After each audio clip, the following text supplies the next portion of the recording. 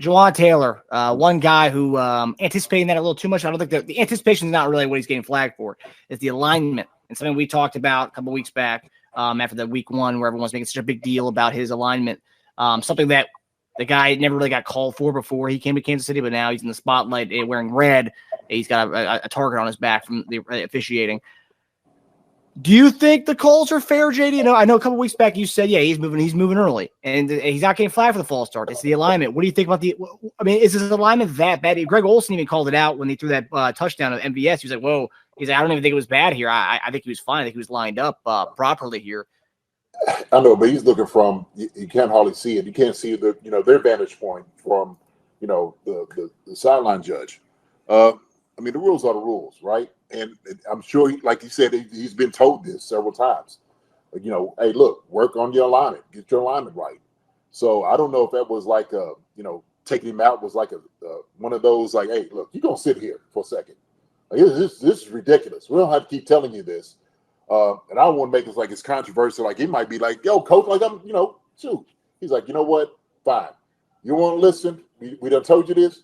Just have a seat for a second here, okay? Because if this is going to happen each and every game, this is what's going to happen with you. We're just going to take you out, all right? So if you don't like sitting over here with me and watching everybody else play, get your mind right, get yourself right, go out there and do what you're supposed to do. So, man, I just he can turn in and look to see where he's at. He can do that for a second and find out. You know what I mean? Like especially the way if he's being told, yeah, do the little things to turn in and say, okay, I'm good on this one, right? I'm good. Can he look at the side judge? Because you know how the wide receivers come like, hey, am I good? Can I sit over here? You should do the same thing. Like, hey, can I give you something and let me know? And sometimes they'll let them know, sometimes they won't. So, no, man. This is just crazy to me, though, to be honest with you. It's crazy. How peculiar is it? And I know we're talking about the flags. I mean, look, his pass blocking rate's phenomenal. He's gotten our pass blocking and our win rate's been great from the O-line. So this is not a problem with that. The protection is not a problem, not an issue. But this guy's getting pulled for the second time in the first 3 weeks of the season because of the alignment. And you and I, you're a huge Prince guy. We love Prince. I mean, his spot duty last year and last year he's come in and filled in admirably. But what do you think about just how weird is this? A guy who's doing so fine at his actual at blocking and protection and run blocking, but he's getting pulled out of the game because he cannot, for whatever reason, the alignment's just off. It's weird, right? Okay. I'm going to say this. I think coaches may view it as something as maybe a lack of focus or mental block or whatever it may be. It's almost like having a running back that may fumble. Like he may do everything right, and all of a sudden here comes the fumbles, right? It's like, oh, shoot. Well, what ends up happening is even you might think of it as insignificant. Coaches may look at it like, man, you're putting our team in jeopardy by doing these penalties. Why we need these needless penalties? You don't have to. It's one thing if you're blocking a guy, you get a holding call. That's different, okay? Because you're trying hard. I'll never get on you for something that you're giving an effort for. But this is lining up. This is lining up. And so that's part of the problem. It's just like, hey, man, we ain't even snapped anything yet. This is just alignment. Like simple things, like the foundation, like it's a simple thing for you to just get out there and just line up. It's different from you doing something while you're in the process of actually, doing your job, right? So I think it's a lot of that. I'm just telling you how coaches think. They really are. And they get pissed off on things like that. Because then they think like you're not focused. You're not focused on what you have to do. They want every aspect of you to be right there, being in the game, be present and everything. So that's a big deal. That's a big deal to a lot of coaches. It really is. It really is. So I just know this because I've seen this before, a lot of it. And I'm not in regard to like just line it up, but sometimes it's something like that, false start. Like, why do you false start? Like, go get him out of the game. Seen it plenty of times. Coach, get it. Go get it. Go get it. He ain't there. He's not. So, man, I don't like seeing it. I tell you that. I don't like the optics of it, to be honest with you. You know, I get that you're trying to get a guy's mind right and focused up, but you know, when people see you pulling him out and whatnot, then everybody's perceiving there's an issue and a problem right there. They might perceive like it's a bigger issue and a problem there. So I know I'm just me as a former player looking at it, and I'm like, man. And there was also another thing with that, because I mean, he didn't come back in when Donovan Smith went down for a little bit for an injury for a little bit, but he came back in the game later on. They just moved Prince over to left tackle, and then Jawaan came back in at the right tackle. So we don't even know when at what point they were going to put him back in the game. Obviously, it was a blowout at that point, but they moved him over. Also, I think it was funny too, because remember at the beginning of the season, the off season, Jawan's going to play left tackle. Donovan Smith gets hurt. Who's the one playing left tackle? Prince is, not Jawaan Taylor. I thought that was a funny nugget there. Yeah. Our left tackle of the future. But what do y'all think? I mean, how are y'all looking at this? You know, really. Technical talk I'll leave to you, but as far as just it's crazy to me because I'll just say this. I applaud the Chiefs for completely saying, you know what, ignoring the money, ignoring the contract, and just going, a player is extremely struggling at a crucial part of the game. He's a crucial part of his job, right? Like it's I can't even give it like an office or normal man's everyday job a comparison. It's crazy. It's someone who just consistently is not getting the same thing right over and over and over again.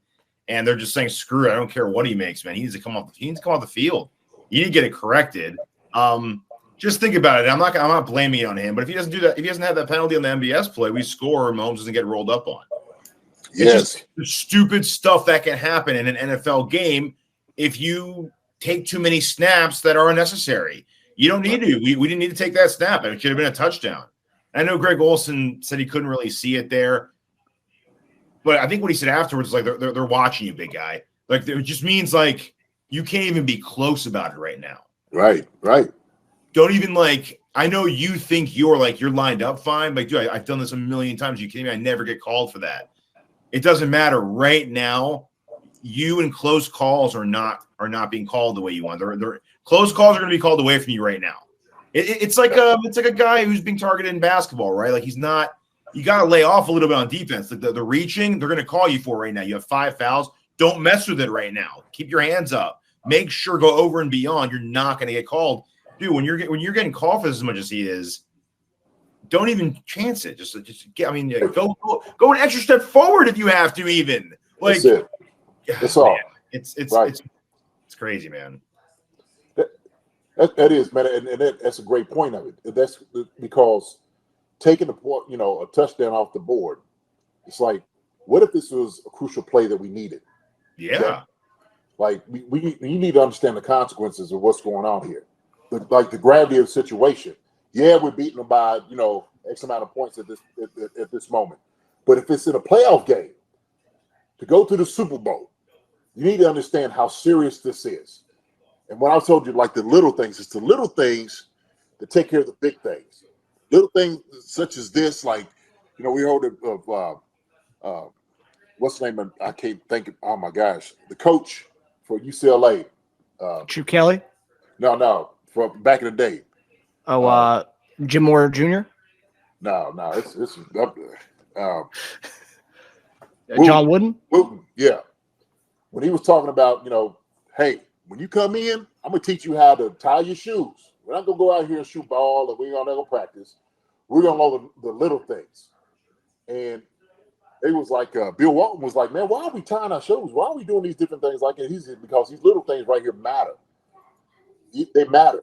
And so if you don't have these little things, already sewed up, not doing the right things, then when we need those little things to be perfect, and they're not, it's going to affect the big things. It's going to affect these games. Something's going to happen to you. So we got to get this foundation right. So I think it's right, Teja, like you said. I think it is that foundation of saying, man, look, you took 7 points off the board. Why would you do that? Right? We can't just let this go. We can't just keep talking to you, right? If I keep telling you, but there's no consequences to what you're doing, how are we serving you? We're not servicing you, and we're not servicing the team. So yeah, man, move up with foot. If you need to practice now, I don't care what it is that you have to. Hey, move up 2 feet or a foot. Practice that way in your alignment. This is what we're going to do. I tell you what, emphasizing that. If you don't do it, we're going to sit your butt again. How about that? Like you said, I don't care how much money you make it. It doesn't matter to me, right? So, yeah, better to overcorrect in the situation, at least for now. At least until the spotlight's not on you anymore by the officiating crew and the whole NFL watching you. They need to assign someone in the staff to just watch them on snaps. So just watch them and be like, more. It's too close. It's too close. Anywhere in this area, no good. Move up. Is that something he could talk to the officiating crew before the game? Like, hey, like, can you tell me if I'm off, or is that like, are those conversations had with the officiating crew? Like, you guys talk to them? You could tell the coach, like, hey man, can you help me out? He's like, look, I'll let you know, and sometimes I won't. Sometimes it's on you. It's not my job to keep telling you if you're good or not. Yeah. But the assistant O-line coach will let him know. I'm sure he's probably watching him and checking, like, hey man, move up just a little bit. What do you need to do? But the onus is on him. It's not anybody else's job to do that. The onus is on him.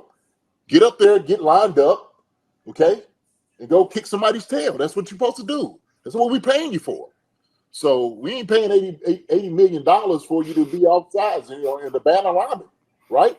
I don't care how you validate it and all they picking on me. Line the daggone thing up right. How about that? Do your job. You hear Coach off. Do your job.